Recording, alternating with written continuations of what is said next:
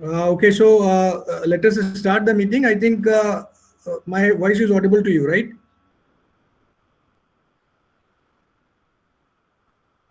Yes, sir. Okay, Yes, sir.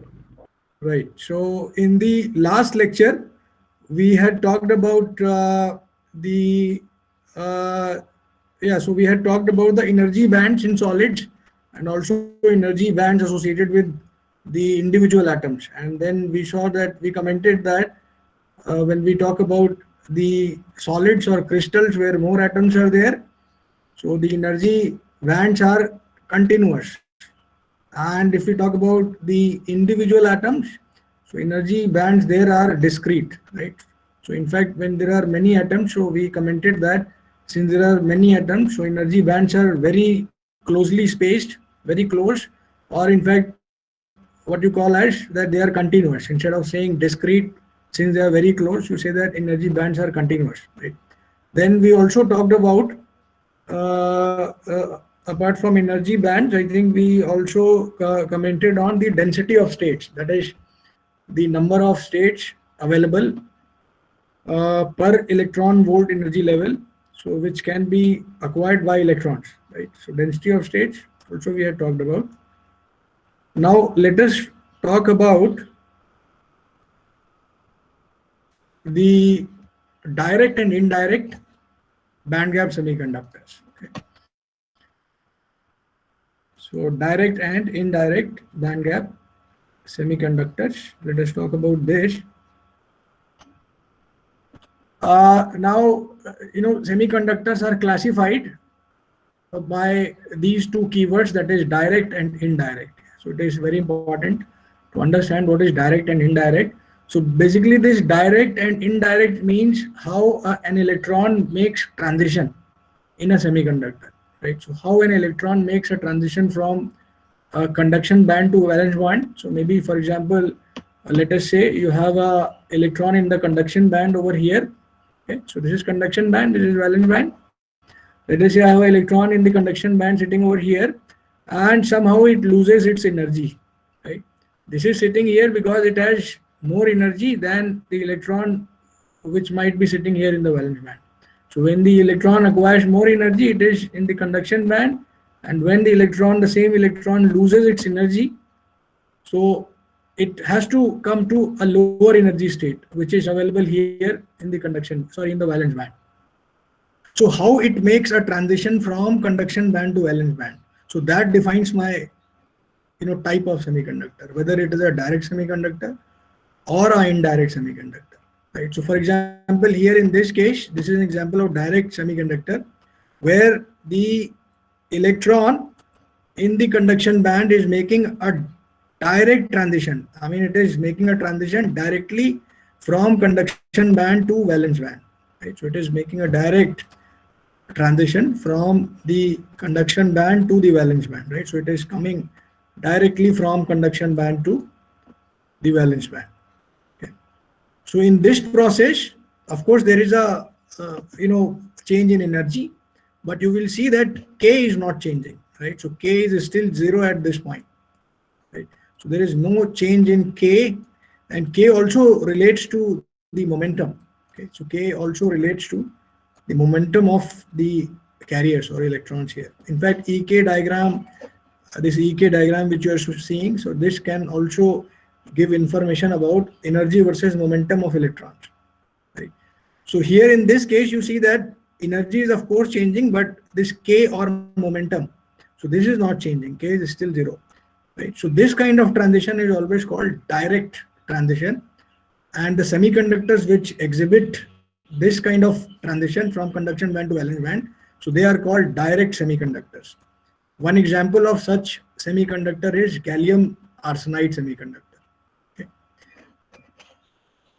And when it makes a transition or when it loses energy, so that energy is coming out of the system as a photon or a light. Okay. So when it loses its energy, so that energy comes out from the semiconductor or the system as a photon of light, right? And how much is that energy? That energy is equal to the band gap energy of the band gap, that is the energy between the difference of covalent bond energies and the valence band energies, right? So that much energy, photon or light, is coming out whenever this kind of scenario happens. Okay. Now, apart from this direct band gap semiconductor, similarly I have an indirect band gap semiconductor. Okay. So what is indirect band gap semiconductor? So here, of course, electron makes a transition from conduction band to valence band, but here you will notice that this electron which was sitting here, it makes a transition from here to here it comes. So this is my defect state. Okay. And this defect state or impurity state is within the band gap, right? So though we have some time back commented that there can be no state, electronic state within the band gap, right? But yes, defect states could be there. Some defect state could be there within the band gap, and instead of making a direct transition from the conduction band to valence band, the electron prefers to come to this defect state, and then from here it again moves to the valence band, right?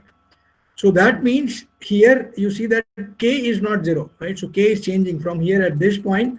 K is something. Okay. So I have a change in momentum or change in K, right? It changes from here. K is maybe something, and then K becomes 0. So we have a change in momentum or change in K, okay, in such kind of semiconductors, right? So this is a difference, that the indirect semiconductor, in indirect semiconductor you have a change in momentum also and change in energy also, because K is not same. Here K was same, K is 0, right? So, but here K is different, right? It makes a transition from this value of K to this, and then finally it comes to the valence band. Okay. So here also we see that energy is lost, obviously, but this energy doesn't comes out as a photon of light here. In fact, this energy is passed on to the lattice, right? So crystal has lattice. So silicon crystal lattice is being transferred this energy. Okay. Now when this energy is transferred to this silicon crystal lattice, so what happens to the lattice is that it heats up, right? So the lattice heats up as lattice absorbs this energy. However, in this case, the lattice doesn't absorb the energy. Energy is given out or comes out as a photon of light, right? So again, I'll repeat, direct semiconductor, for example, gallium arsenide, here an electron in the conduction band can fall into an empty state in the valence band. Yeah? So obviously you need to have an empty state. In fact, you'll always have an empty state whenever electron moves from valence band to conduction band. A hole is left behind in the valence band. Now again this electron fills this hole, okay, by making a reverse transition, which is happening in this case, and the energy difference Eg is given as photon of light in case of direct semiconductors. Similarly, in the indirect band gap semiconductors, the electron in the conduction band minima, it cannot directly fall into the valence band maxima, but it first of all undergoes a momentum change as well as change in energy. Okay. So for example, it may go to some defect state within the band gap. So let us say this defect state is called EI within the band gap, right? Okay. Yeah, so electron must undergo a momentum change as well as change in energy in indirect semiconductors. Okay. Now, an important point to note over here is that EK diagrams can be considered as plots of energy versus momentum, right? So as I said, that EK diagram is also they can be considered as a plot of energy versus momentum. So that is why we say that when K changes, so momentum is also changing. And also in an indirect transition, which involves a change in K, part of energy is generally given up as heat to the lattice rather than as emitted photon, right? So two things to remember, that is, you have a change in momentum and the energy is given to the lattice. So because of the energy being received by lattice, lattice heats up, However, in direct semiconductors, the energy lost by an electron, so that comes out from the semiconductor, and you will see that that energy is emitted as a photon.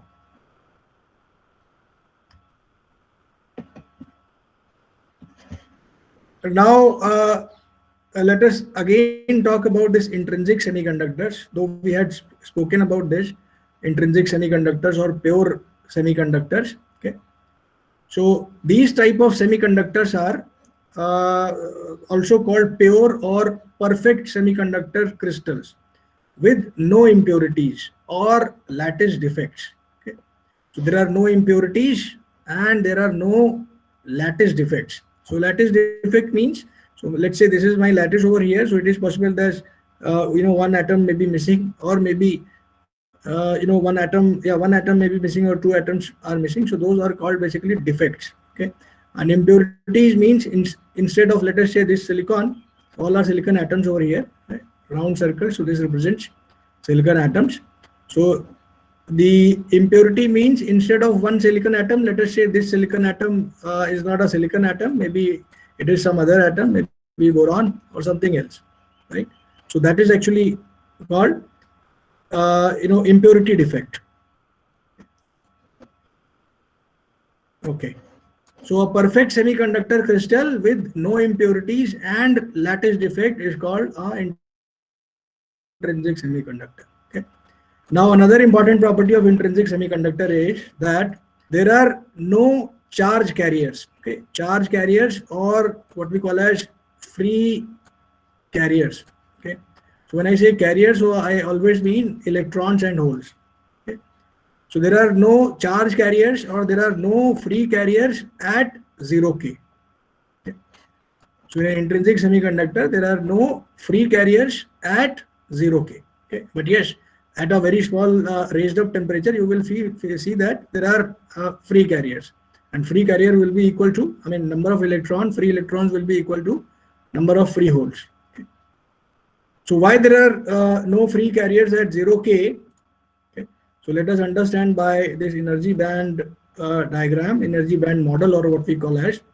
So energy band model says that at 0K, you have electrons in the valence band, and valence band is full of electrons. Okay. So it is full of electrons, and conduction band is empty, right? So conduction band doesn't have electrons. Okay. So you don't have any free carrier in the conduction band, and also you don't have free hole in the valence band. Okay. So if there is one vacancy even, or maybe few vacancies here, then you can have a transmission through the valence band, right? So these electrons can move through these vacancies. Okay, and so that we can say that this intrinsic semiconductor can conduct. Okay, or maybe any semiconductor can conduct only when the valence band or conduction band, so they are not completely filled. Okay, if they are partially filled, it is okay, it will conduct. But if it is completely filled, it will never conduct. Okay, so in this case of intrinsic semiconductor, the valence band and conduction band, they are completely filled. Okay. Sorry, valence band is completely filled with electrons and conduction band is completely empty. So there are no free carriers, and hence the semiconductor is highly resistive. Okay. But at higher temperatures, okay. So this was at 0K, but at higher temperatures, you will see that electron hole pairs are generated. Okay. As valence band electrons, okay, from here they are excited to move to the conduction band. So at higher temperature, that means at higher temperatures,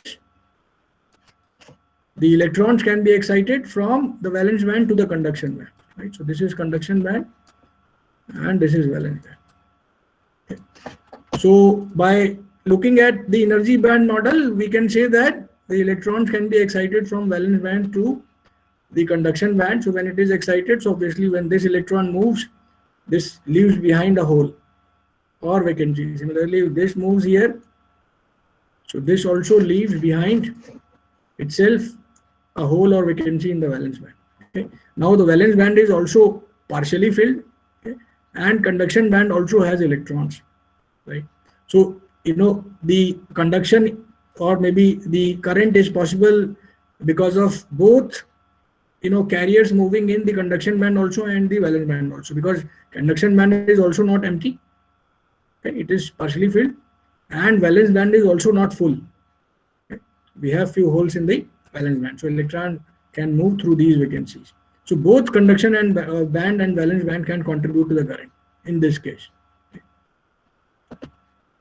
Okay, so at higher temperatures, the electrons are excited thermally across the band gap to the conduction band. So this is what my energy band model says. Right? So this is my energy band model. I'll write here. So this is my energy band model, which says that the valence band electrons can be excited to the conduction band, okay, when temperature is increased. Okay. Now, if we look at the covalent bond, model, right? So this is called covalent bond model here. Covalent bond model. Okay. So there are two models to visualize the electron and hole conduction. Okay, so one is covalent bond model. Okay, covalent bond model, and this is energy band model. So energy band model we have understood. Now let us talk about the covalent bond model. So same phenomena can be seen here via the covalent bond model. So how it can be seen here? So this is my silicon crystals lattice, and these lines, two lines. So this represents sharing of electrons, right? So one electron is shared. I mean, let us say this line represents electron of this atom, okay, and let us say this line represents electron of this atom, right? So in fact, I'll mark here. So this represents electron of this, and this represents electron of this, right? So similarly, we are seeing two lines, right? So these represent sharing of electrons or covalent bonds, right? Now, at room temperature, all covalent bonds will be intact, right? But when you increase the temperature at higher temperatures, okay, the covalent bonds are broken. Okay? So that's why you see here a single line only. Okay? So single line here means that the covalent bond here is broken. Okay? So at this point, a covalent bond is broken. Otherwise, you would have seen two lines over here, right? That is two electrons. So that means one electron is missing. So where is that electron? One electron, it is here, right? So it has broken its bond, and now this electron is free in the lattice. It has come over here. Okay? So when it comes over here, so obviously it will leave behind itself a vacancy or hole, so which is represented by H over here, okay? H plus, right? So H positive means hole here. Okay? So similarly, this electron is represented by E minus, right? So this electron is free here. Okay? So similarly, bond is broken over here also at this location. So you will find that since the bond is broken, the electron is free. Electron has moved here at this point, and it has left behind itself a vacancy, which is represented by H plus holes, right? So this is analogous to the energy band model. So energy band model says that valence band electron moves to the conduction band. Okay. Covalent bond model says the electron, I mean here also electron is free in the conduction band. Here we say electron is free in the lattice. Okay. Electron breaks its covalent bond and it is free in the lattice, free for conduction. Okay. And the energy band model says electron energizes, gets more energy, and it moves from valence band to the conduction band, and it is free here to conduct, right? So two models we'll consider always. One is covalent bond model, and the other one is energy band model.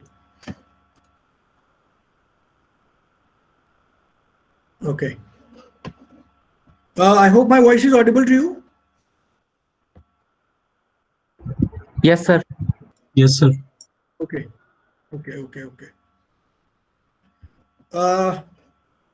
Now, yeah. So whenever an electron makes a transition from valence band to conduction band, so you will see that a electron hole pair is generated, right? So I mean, you have a free electron here in the conduction band and a free hole in the valence band. Okay. So this is called electron hole pair. So this one is called electron hole pair. Okay. So similarly, this is also called electron hole pair. That is, the carriers are being generated in pairs. Okay. So whenever it makes a transition, you have a free electron in the conduction band and a free hole also in the valence band. So this is called electron hole pair, or EHP.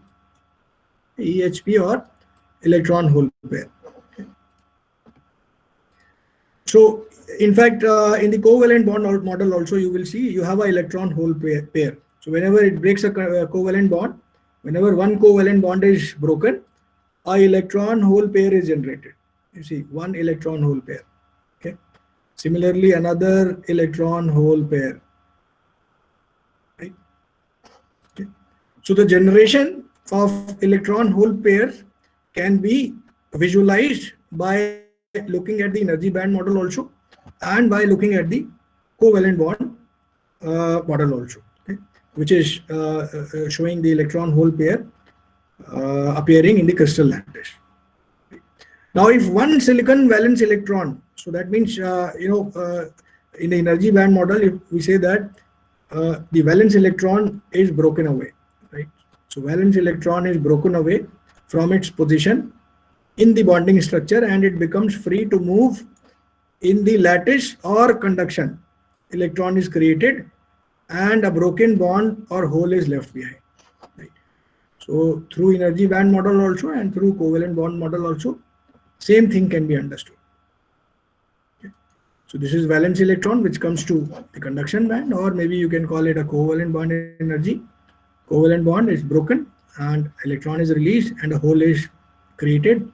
Okay. So you have a EHP or electron hole pair created in both the cases. Right? So both are same basically.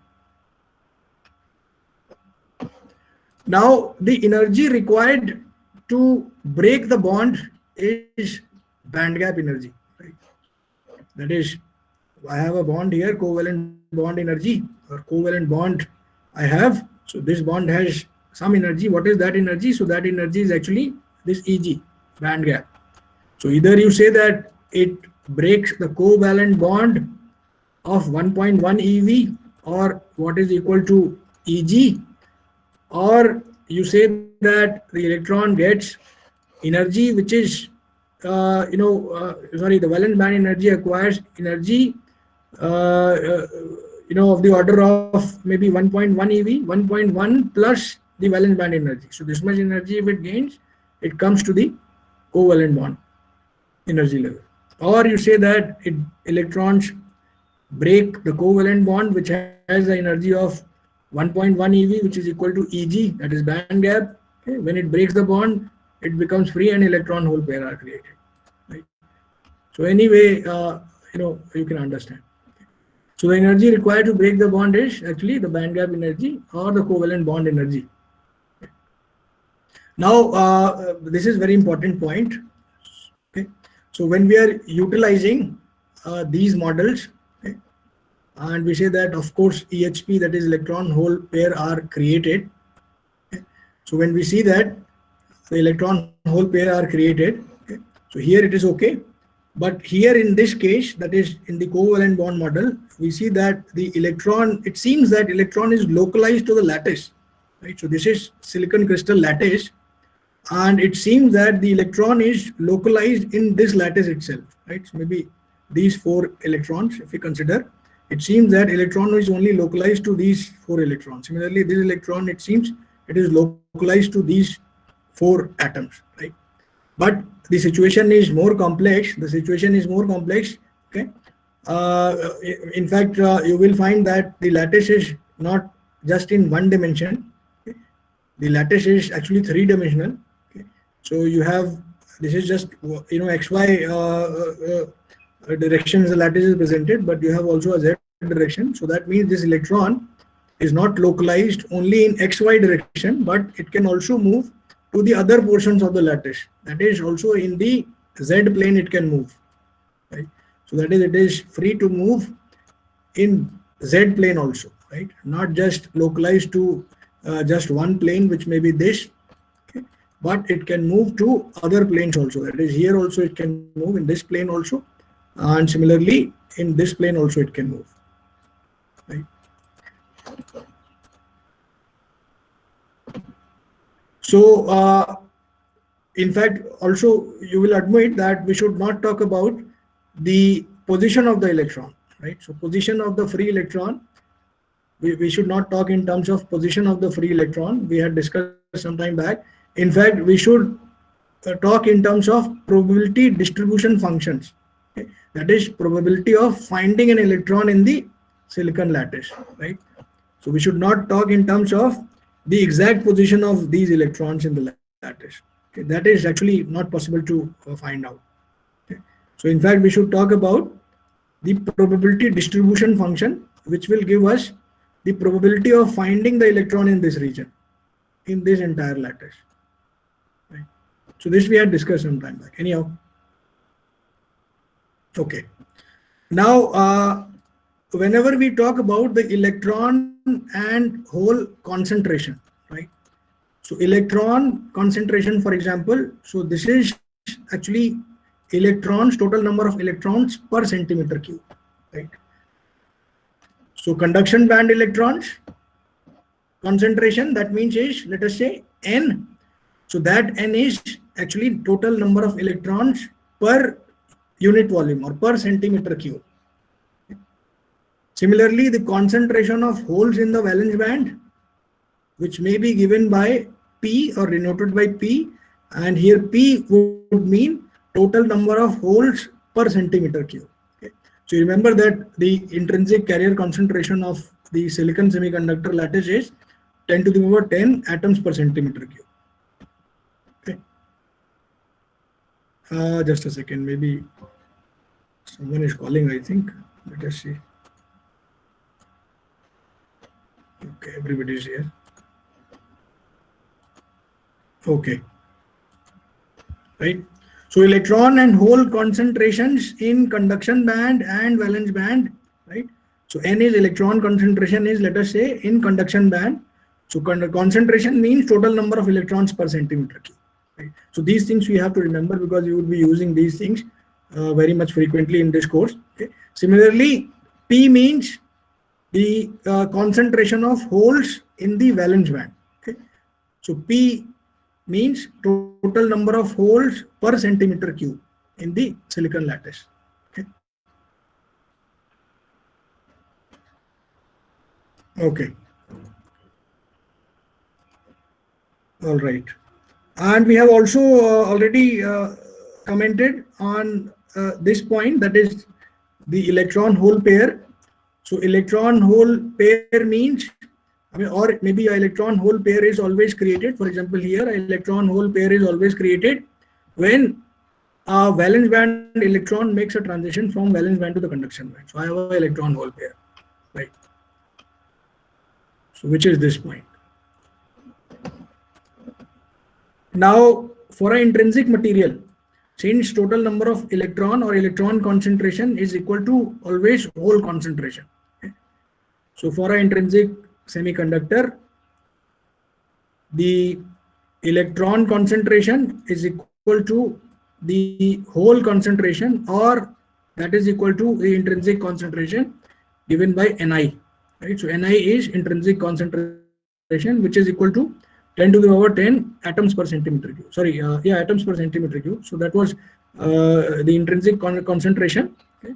So here the carrier concentration, that is P and N, are electron and hole concentration, electron per centimeter cube and hole per centimeter cube. So that is equal to the intrinsic concentration. Okay. For an intrinsic material, number of electrons and number of holes are equal at 0K.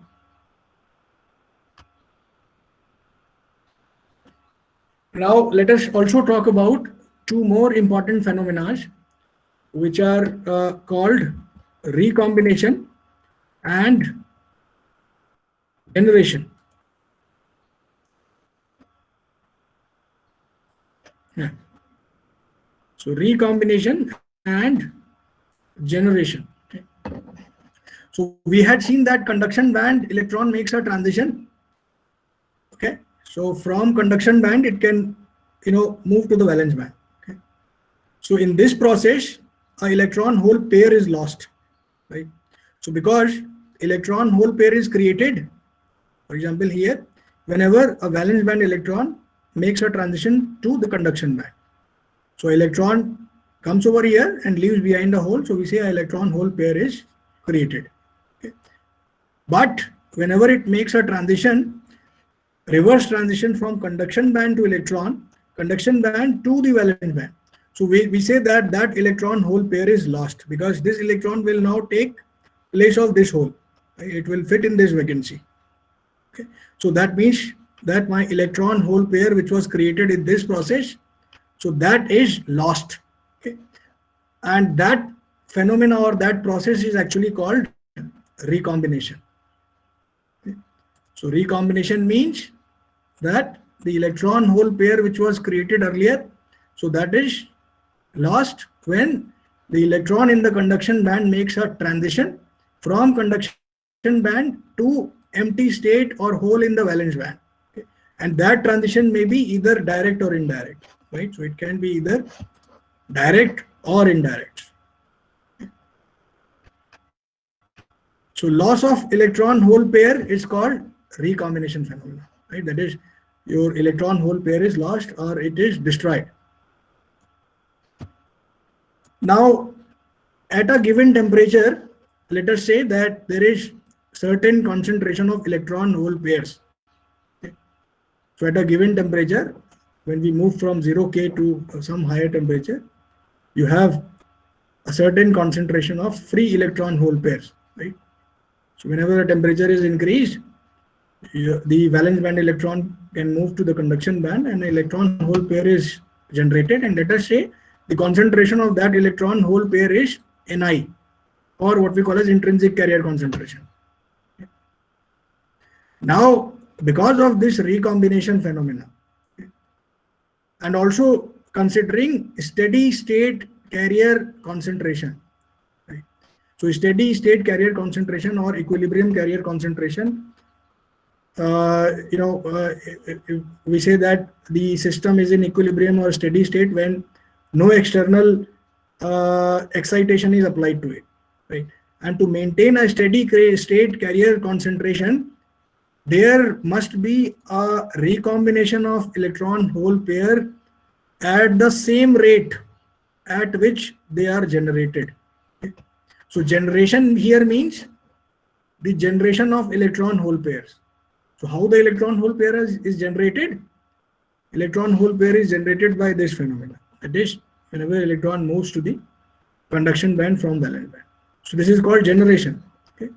Recombination means whenever electron makes a reverse transition from conduction band to valence band. Okay.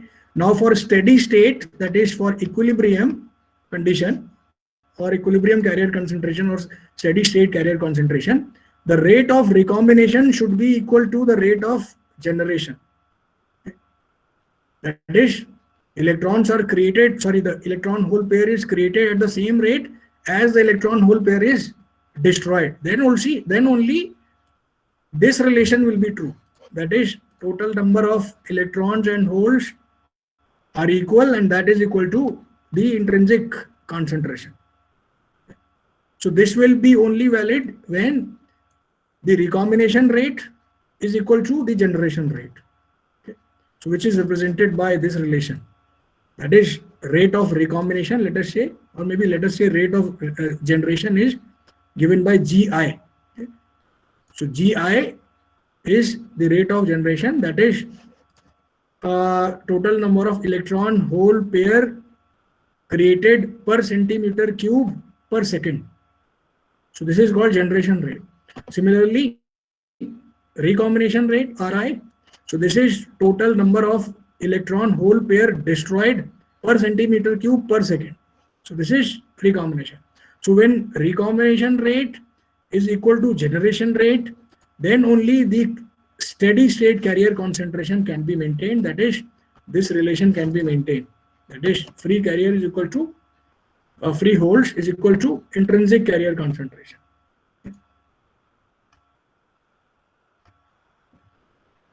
Okay. Now, another important point to note here is that the generation rate and recombination rate is temperature dependent. Okay, so whenever temperature increases, the generation rate also increases. Okay, so generation rate, let us represent it by GIT. So generation rate increases whenever the temperature is increased. Okay, so whenever the temperature is increased, generation rate increases, that is new carrier are introduced in the material. So that means you'll also have a new carrier concentration Ni. Okay. So when the number of carriers increase, free carrier increase, so obviously the the equilibrium carrier concentration, so that also changes. So now the new carrier concentration is, let us say, Ni. Okay. Okay. Now since we say that recombination rate has to balance the generation rate so that the steady state carrier concentration is maintained, that is the total number of electrons and holes in equilibrium, which is equal to the intrinsic concentration. So that has to be maintained, right? So always. So that is why we say that the generation rate always balances the recombination rate. Okay. Now, at any temperature, one can also predict the rate of recombination of electrons and holes. So which is actually proportional to the equilibrium concentration of holes and electrons in the system, right? So Ri is my recombination rate, that is rate at which electron and hole pair are destroyed. So that is proportional to the equilibrium carrier concentration of electron and holes. So N naught and P naught, right? So N0 or P0. So this represents the equilibrium carrier concentration. That is equilibrium concentration of electron, which is represented by N naught, and equilibrium concentration of holes, which is represented by P naught. What is this equilibrium? Equilibrium means the state when no excitation is applied to the semiconductor. So this recombination rate is directly proportional to N naught and P naught, and this alpha R is the coefficient of proportionality. So it is a constant here. Okay. Now this is equal to again alpha R times Ni square, right? Because P and N, so both were same in the equilibrium.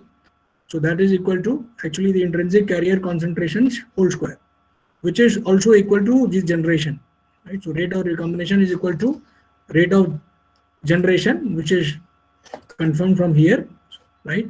And this is actually related to the equilibrium carrier concentration, that is P naught and N naught, by this relation, right? That is P naught N naught is equal to Ni square. Okay. So this we had seen earlier also, this same relation for an intrinsic semiconductor. Now let us also talk about now extrinsic materials. Intrinsic we had seen. Now let us talk about extrinsic materials, or what we also call as the doped materials.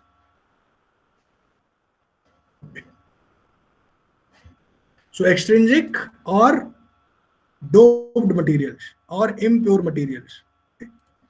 So what are they? Let me select ink color here. Okay. Okay.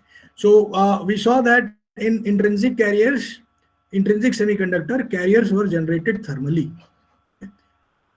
Since at 0K, there are no free carriers in the valence band and conduction band. Okay. So there are no free carriers in the conduction band. So all entire valence band is full of electrons in intrinsic semiconductor. Okay. Now these electrons can be moved to conduction band if some temperature is provided, or what we call as the electrons can be generated thermally in intrinsic carrier, right? But there is another way to generate electrons in the conduction band. So what is that way? That way is by purposely introducing or purposely putting in the impurities into the crystal. Right? So for example, I have a crystal, a silicon crystal, which has only silicon atoms. Right?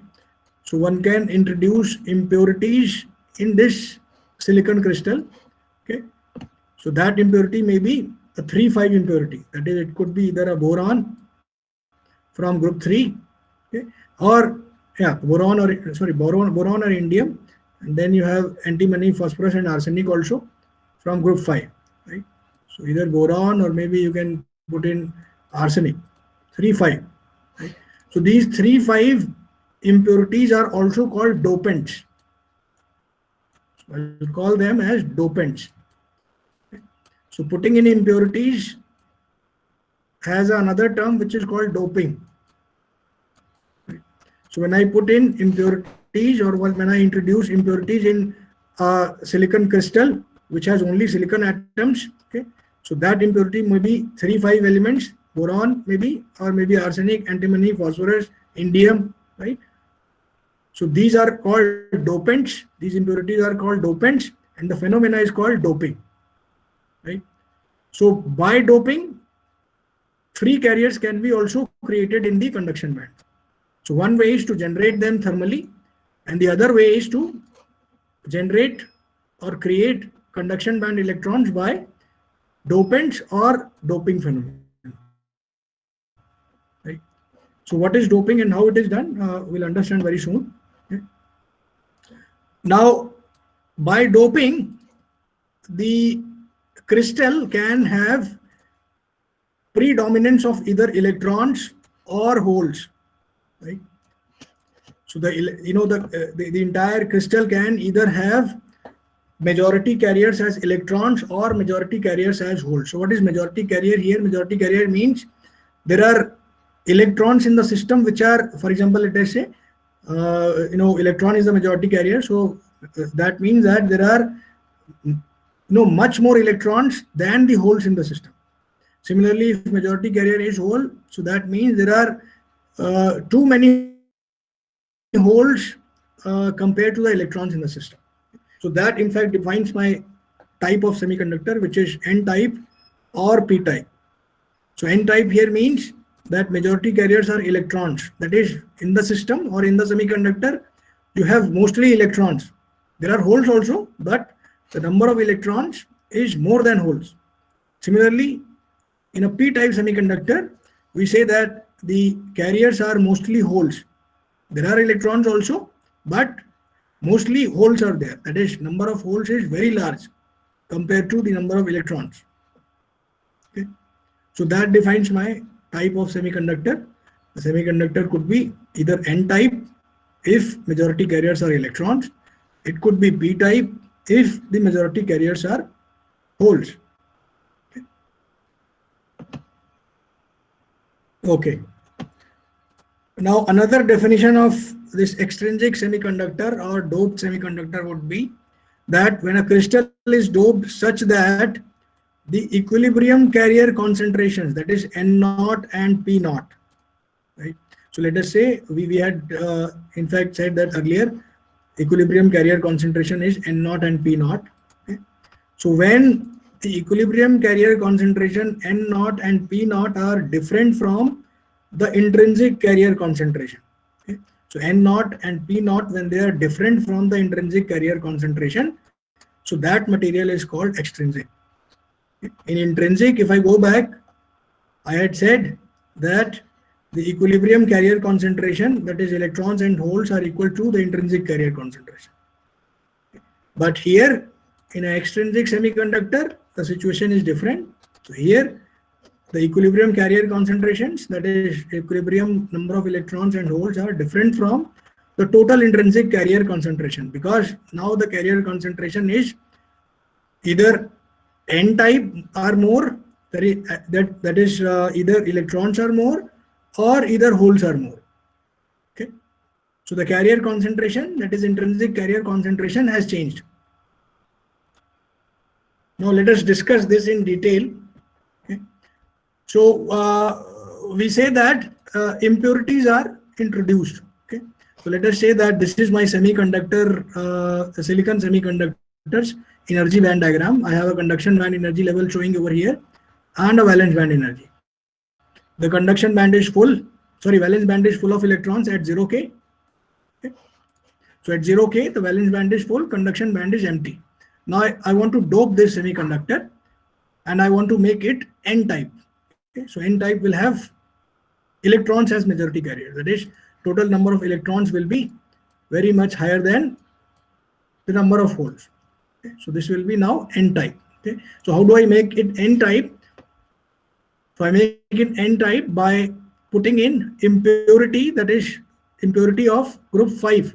Okay, so group 5 impurity I will put in, and group 5 impurities are also called donor impurities, and those impurities could be phosphorus or maybe arsenic also, right?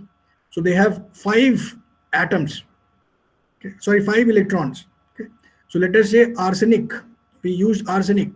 Okay, so let us say this silicon crystal lattice is doped with arsenic. So arsenic has 5 electrons in the outermost shell, because it's a group 5 atom. So it has 5 electrons. So 4 electrons of arsenic, they make covalent bond with 4 electrons of the 4 silicon atoms. Let us say this one, and this silicon atom, and this silicon atom, this one. Okay. So 4 electrons from these 4 silicon atoms and 4 electrons of this arsenic. So they make 4 covalent bonds. One is here, one is here, one is here, one is here, right? 4. Now the other electron, that is 5th electron. So that is loosely bound to the arsenic. It's not making any covalent bond with the silicon. Okay? So this is loosely bound to the arsenic. Okay? And at 0K, you will find that it is loosely bound. Okay? Now whenever the temperature is increased, a very slight increase in temperature will break this electron from arsenic, and now this electron will be free in this lattice. Right? So this is again, the covalent bond model, CB model. The explanation in CB model will go like this, that is, 5th electron is loosely bound to the arsenic, and whenever the temperature is increased slightly, the 5th electron will be broken away from arsenic and it will be free to move in the lattice. Now let us understand the same phenomena by energy band model. Right? So this is energy band model.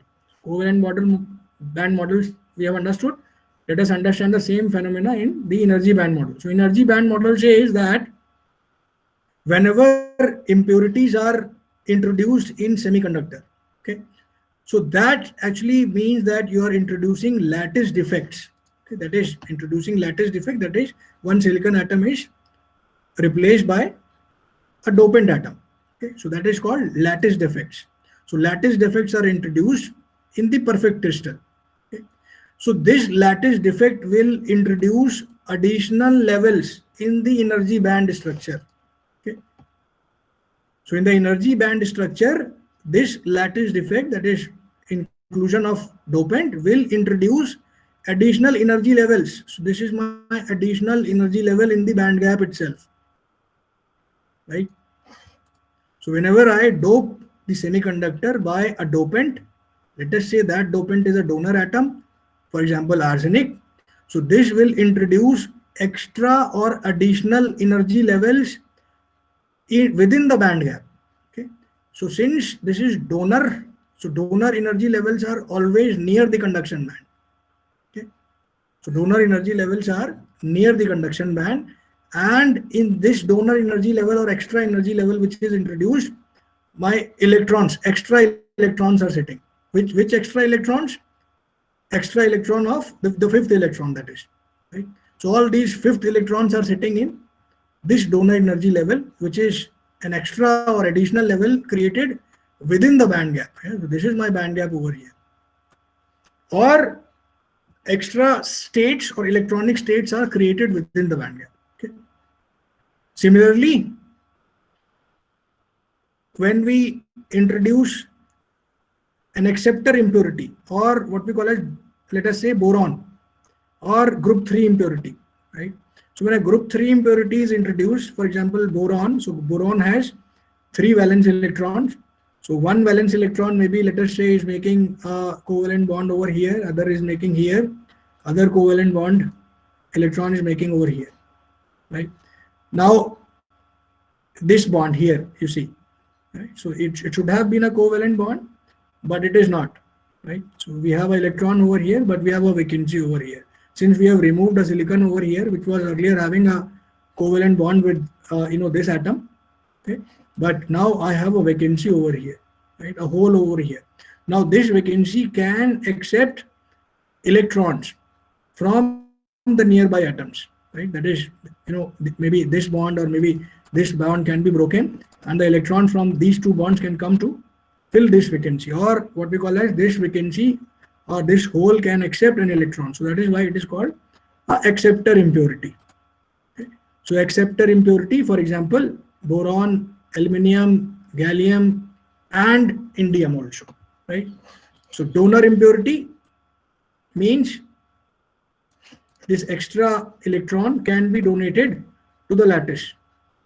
Acceptor means this extra hole which is appearing over, this can accept electron from nearby atom. Okay, so that is how we define donor and acceptor impurities. And we saw that the donor impurity level is creating, the donor impurities are creating additional energy level inside the semiconductor near the conduction band, right? So in this donor energy level, the extra electrons are sitting. Okay. Similarly, when you introduce an acceptor impurity level, so acceptor impurity level is always introduces extra energy levels or additional energy levels within the band gap near the valence band, right? So acceptor impurity is introducing additional energy levels within the band gap near the valence band here. Okay. Now what these energy levels would be having? So these energy levels would be having these holes at 0K, right? So at 0K, I have holes. Okay. And these holes correspond to these holes. Okay. Now let us come back to the donor impurity case, that is this one, that is N-type semiconductor. This is also called N-type here, since we are introducing donor impurities, and we say that number of electrons will be more now in this system. Okay. How? So at this point, the electrons are present in this level. They are not yet in the conduction band. Okay. Now when you increase a temperature, maybe very slight increase in temperature, let us say 50K, okay, these donor electrons, so these will ionize, and when they ionize, they will move from this level to the conduction band here. So they are moving now to the conduction band. Okay. So that means my conduction band has now free electrons. Okay. And the total number of electrons in the system, okay, so total number of electrons is now greater than the total number of holes in the system. Okay. So I have a majority carrier which is electron in the system. You have electron here also, valence band also, and conduction band also. The total number of electrons in the system is greater than the total number of electrons and holes in the equilibrium. Okay. Now similarly, if I come to this P-type semiconductor here, which is created by introducing the acceptor impurities, and as I said, acceptor impurity means you are creating extra additional levels which are having holes over here, right? So when you increase the temperature to 50K, very slight increase in temperature, what it will do is that electrons from valence band can move to these defect levels or these additional impurity levels. Okay, so electrons can move directly to this level, and you have vacancies created in the valence band, right? So holes are created in the valence band, right? So these holes can now be occupied by the valence band electrons. Okay. Or we call that the holes are now greater than the total number of holes now are greater than the total number of holes in equilibrium. Okay. Excuse me, sir. Yeah, please. So it's past 35. 3:30. Okay, so I'll stop here, and from this slide itself, we will begin in the next lecture. If you have any doubts, please ask now.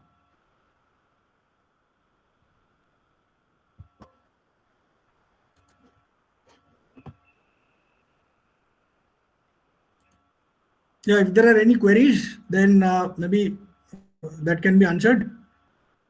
Otherwise, the class is ended.